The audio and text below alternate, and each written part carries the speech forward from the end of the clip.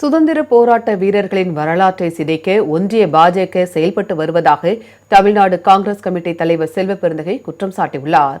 சென்னை சத்தியமூர்த்தி பவனில் இந்திய தேசிய காங்கிரஸ் கட்சியின் 140வது நிறுவன நாள் விழா கொண்டாடப்பட்டது. தமிழ்நாடு காங்கிரஸ் கமிட்டி தலைவர் செல்வ பெருந்தகை காங்கிரஸ் கட்சியின் கொடியை ஏற்றி வைத்தார். இதனைத் தொடர்ந்து சேவா தள மாநில தலைவர் குங்ஃபு விஜயன் தலைமையில் கொடுக்கப்பட்ட சேவாதார அணிவகுப்பு மரியாதையை அவர் ஏற்றுக்கொண்டார்.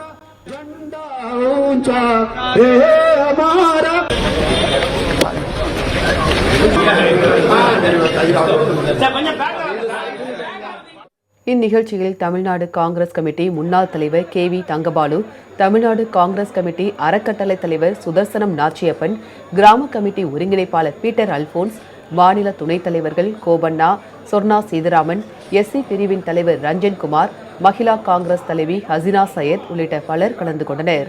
இதனைத் தொடர்ந்து செய்தியாளர்களை சந்தித்த செல்வ பெருந்தகை சுதந்திர போராட்ட வீரர்களின் வரலாற்றை சிதைக்க வேண்டும் என்று பாஜக அரசு தொடர்ந்து செயல்பட்டு வருவதாக குற்றம் சாட்டினார்.